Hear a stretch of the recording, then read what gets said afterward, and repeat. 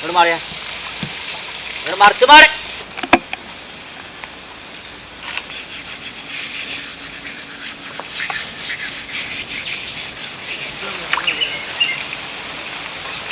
മുമ്പ് ഈ കേരളത്തിലെ ഫസ്റ്റ് വണ്ണമുള്ള കൊമ്പാണെന്നാണ് പറയണത്.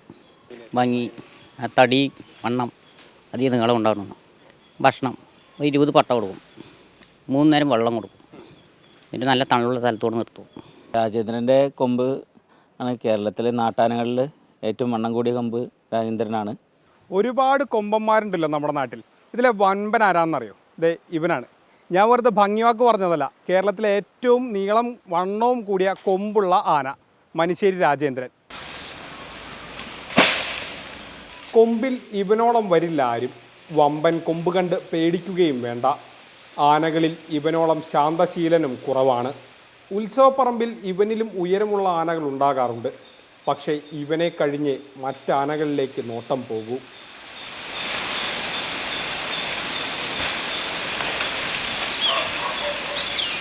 എൺപത്തൊമ്പത് 90 കാലത്ത് ആണ് നമ്മുടെ കയ്യിൽ വരുന്നത്. അത് കണ്ണൂർ കാഞ്ഞിരോട് എന്ന് പറഞ്ഞ സ്ഥലത്ത് PC അസനാർ എന്ന് പറഞ്ഞ ഒരാളുണ്ടായിരുന്നു. അയാൾ 5-6 ആനകൾ കർണാടകത്തിൽ നിന്ന് വാങ്ങിയെന്ന് പറഞ്ഞാൽ നമുക്ക് വിവരം കിട്ടിയിട്ട് നമ്മൾ അതിൽ കൊടുക്കണമെന്ന് പറഞ്ഞപ്പോൾ പോയത്. അതിൽ 3 എണ്ണത്തിനെ ഞാൻ അന്നെടുത്ത്. അതിൽ മണികണ്ഠൻ അന്നൊക്കെ കച്ചവടമുള്ള സമയം വന്നതിൻ്റെ പിറ്റത്താഴ്ച വിറ്റു. ശേഖരൻ ഇപ്പോൾ 2-3 കൈമാറ്റമൊക്കെ മാറിയിട്ട് ഇപ്പോൾ പാലാ ഭാഗത്തുണ്ട്. ഇയാളിപ്പോൾ കുറേ കാലമായിട്ട് നമ്മുടെ ഇങ്ങനെ തൃശ്ശൂർ പാലക്കാട് ജില്ലയിൽ ഇപ്പോൾ പ്രധാനപ്പെട്ട പൂരങ്ങളിപ്പോൾ ചെനക്കത്തൂർ, പിന്നെ ഊത്രാളി, പിന്നെ തൃശ്ശൂർ പൂരം, അങ്ങനെ പൂരങ്ങളുടെ എണ്ണം പറയുകയാണെങ്കിൽ ഒരുപാട് നമ്മൾ പറയാനുണ്ടാവും. പക്ഷെ അതിലൊക്കെ ഒരുവിധം ഇതിലൊക്കെ പോവും.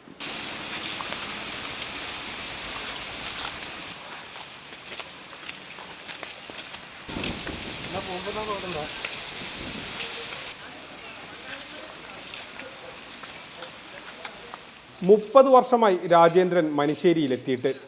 അന്ന് തൊട്ട് ഉടമ ഹരിയേട്ടൻ്റെ കണ്ണിലുണ്ണി.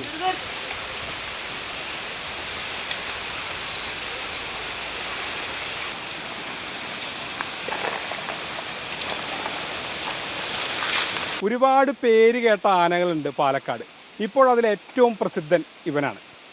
സിനിമകളിലും സൂപ്പർ സ്റ്റാറാണ് ഇവൻ. 6-ാം തമ്പുരാൻ, നരസിംഹം, പുലിമുരുകൻ, മാടമ്പി, അങ്ങനെ നീളുന്നു ഇവൻ്റെ അഭിനയ ജീവിതവും.